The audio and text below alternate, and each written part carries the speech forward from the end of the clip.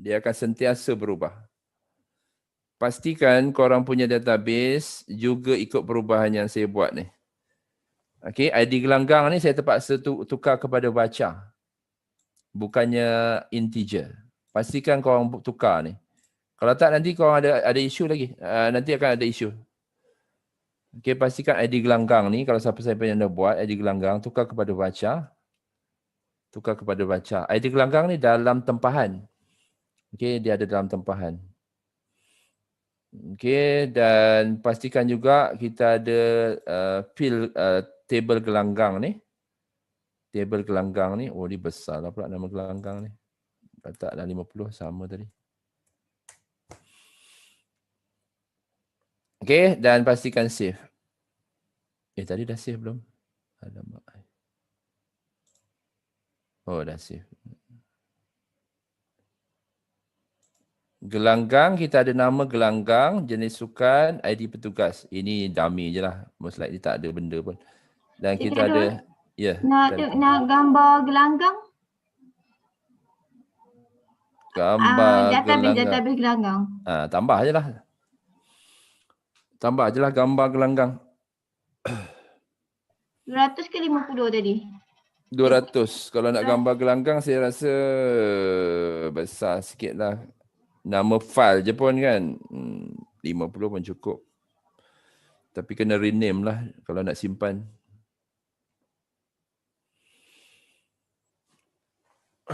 Saya tak pasti boleh sempat ke tak upload gambar. Saya rasa macam tak sempat. Kalau sempat nanti kita adjust balik lah. Gelanggang. Gelanggang ni.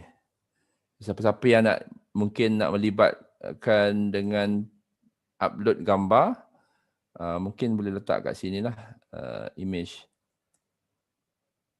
Image apa-apa image gelanggang. Yang ni dia akan simpan sebagai bolehlah 200 ke.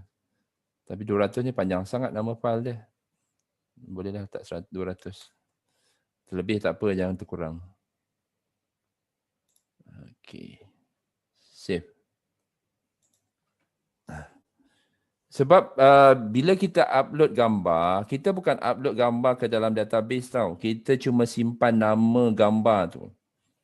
Database tidak menyimpan gambar. Bukan tidak menyimpan. Tidak disarankan untuk simpan gambar dalam database. Approach yang biasa dibuat adalah gambar tu dia akan upload ke dalam folder dalam server. Yang disimpan dalam database hanyalah nama file dia. Nama file saja yang disimpan. So nama file sebenarnya tak perlukan space yang banyak pun. Tapi kalau ada lebih tak apalah, biarlah. In case kalau nama file dia tu panjang-panjang kan. Biasanya kita upload gambar daripada internet kan nama dia panjang kan. Nama file tu panjang. So kalau kita tak rename, dia akan stay dengan nama tu lah. Ada juga function dalam server side ni yang kita boleh rename image yang kita upload. Itu lebih baik lah daripada kita gunakan nama dia yang asal. Sebab kalau kita gunakan nama yang asal, ada kemungkinan untuk dia overlap dengan image yang lama. Maksudnya ada image lama, gambar yang nama sama. So itu leceh. So kita akan biasanya rename balik. Upload ke server, rename balik gambar tu dan letakkan gambar dalam web server.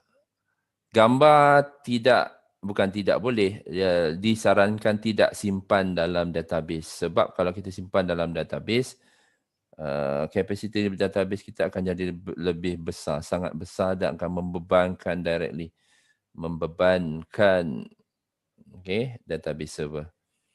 So, kita ada setengah jam. Okay, kita cuba siapkan. Apa tadi? Join table. Join table ni, apa yang kita nak cuba selesaikan dalam join table ni? Okay, data dia dulu. Okay, sorry, data dia dulu. Okay, dalam join table ni, apa yang kritikal adalah dia punya foreign key. Okay, foreign key dia. Okay, foreign key dia.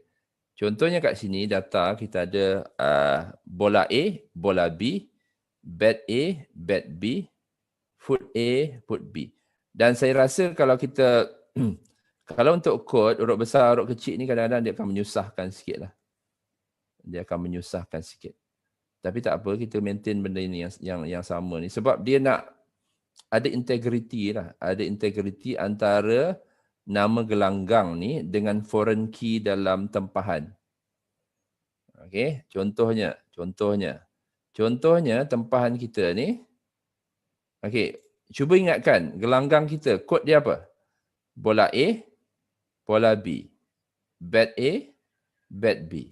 Foot A, foot B. Itu gelanggang yang kita ada. Bola sepak, badminton dan futsal.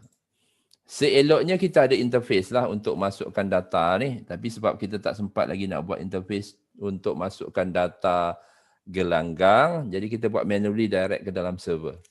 Yang mana tak bagus lah untuk satu sistem.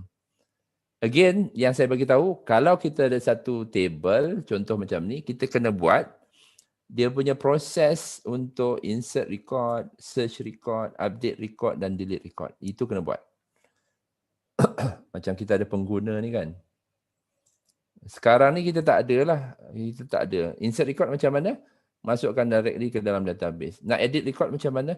Masukkan directly dalam database. Nak delete record macam mana? Pergi directly kepada database. Which tak bagus lah. Sebab bila kita pass kepada klien, takkanlah klien terpaksa nak gunakan database kita punya database server ni directly. Tak boleh macam tu. Kita kena sediakan antara muka dia tu. Setiap satu entity yang ada, setiap tu kita akan ada dia punya interface.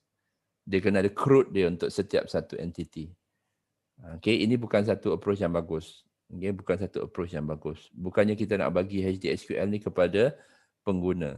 Dan kalau kita bagi HDSQL ni kepada pengguna dengan direct control kepada database, ada tendensi yang sangat berisiko lah. Contohnya terdelete database. Terdelete database mampu ya.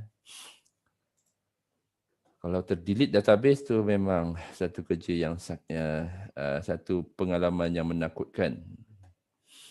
Sebab tu kita tak bagi benda ni kepada user kita. Kita bagi interface. Kita bagi benda ni. So developer kerja dia buat benda ni lah. Buat interface, buat logic, buat connection kepada database. Dengan harapan user tak perlu gunakan SQL ataupun admin dia ni. Kalau user gunakan admin dia, dia selamba je nak delete lah. Drop. Habis lah. Okay. Once you drop, habis lah. Takkanlah kita nak bagi interface dengan kebolehan untuk drop ni kepada user. Which is nonsense lah. Orang kata mampus lah.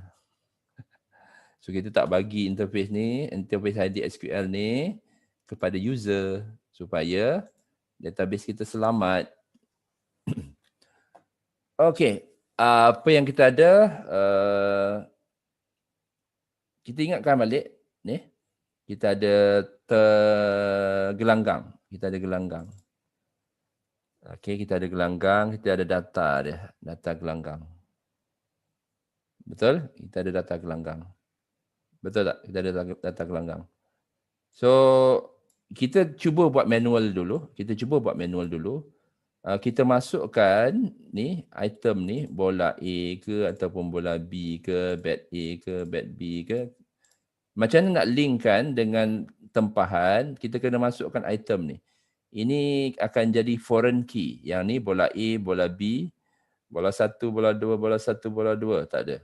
Bat A, bat B, foot A, foot B ni kita kena masukkan dalam tempahan. Which is kat sini lah. Okay. Ini akan jadi foreign key.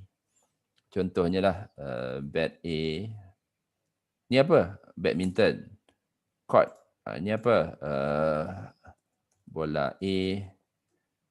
Dan kita ada foot A. Dan kita akan ada foot B. Ini bukan satu cara yang bagus lah. Bukan cara yang bagus. Sebab yang ni kita buat manually directly kepada database. Sepatutnya ada interface tu lah untuk memilih. Nanti kita akan cuba usahakan. Macam mana kita boleh gunakan interface yang ini untuk buat tempahan baharu, dan nanti kat sini kita akan tambah satulah item untuk boleh pilih gelanggang mana. Nanti kita akan tambah, masukkan gelanggang mana. Okey, tapi sekarang ni kita tak ada lagi. So, kita buat manually ni. Jadi apa yang kita ada sekarang adalah ID gelanggang bed A. Bed A ni merujuk kepada apa? Bed A ni merujuk kepada apa? Badminton. Ha? Badminton Badminton. court A. Badminton court A. Mana kau tahu? Ha. Selalunya macam tu lah. Mana kau Dah tahu? ada jenis sukan tadi. sukan. Sebab dalam gelanggang tadi kita dah bagi kod dia. Bed A dia adalah satu badminton court. Mungkin nanti kita boleh bagi tahulah kapasiti penonton kat sini, kapasiti penonton. Mungkin bola sepak A ni untuk 3,000 saja ataupun 5,000 penonton. Kalau bola B ni dia boleh handle mungkin lebih kurang 1,000 penonton saja. Bolehlah mention nanti kapasiti penonton. Itu kemudian lah tambahlah. Lantaklah kau macam nak survive pun. Yang penting saya dah sediakan dia punya pencetus dia. Okey, trigger dia tu. Okey, lepas ni kau nak buat barbecue kambing ke, nak perap kambing lepas tu bakar seko ke, boleh saja.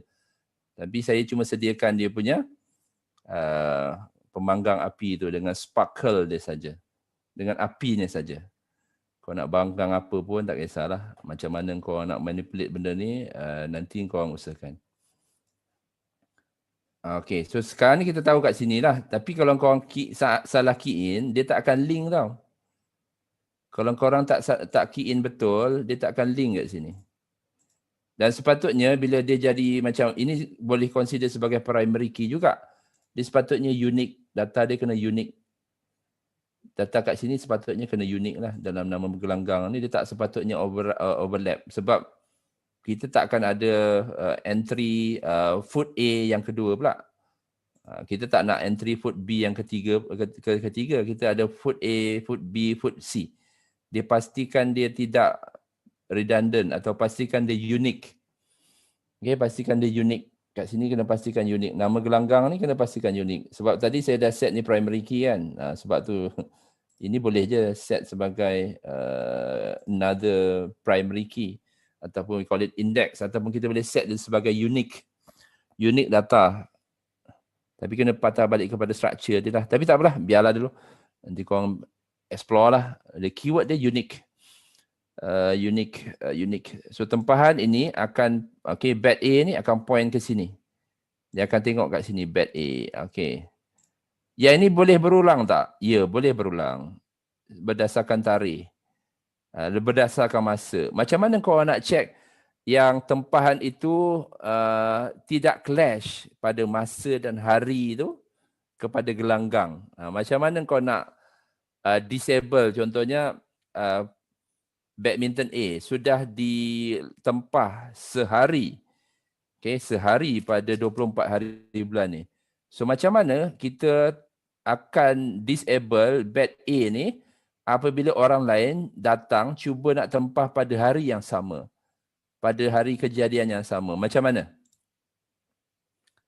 Itu kena patah balik kepada logik dia lah. Kita patah balik kepada logik dia. Maksudnya korang kena buat checking lah. Macam mana buat checking? Itu tidak boleh diajar dalam kursus 2 hari lah. So korang kena cari sendiri lah. Good luck with that. Sebab seperti yang saya mention, there's no such thing as simple system. Dia akan grow. Tiba-tiba orang tanya, kan aku dah tempah hari ni, masa ni, kenapa orang lain boleh tempah pula? Masa yang sama. Aku dulu tempah. Kau, bila kes macam tu macam mana? Kena salahkan sistem. Sebenarnya bukan sistem yang salah, developer dia yang salah.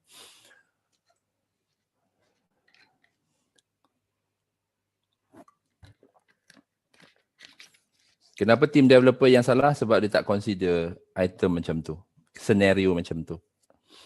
Sebab Sebab tu there's no such thing as simple system. Tapi tak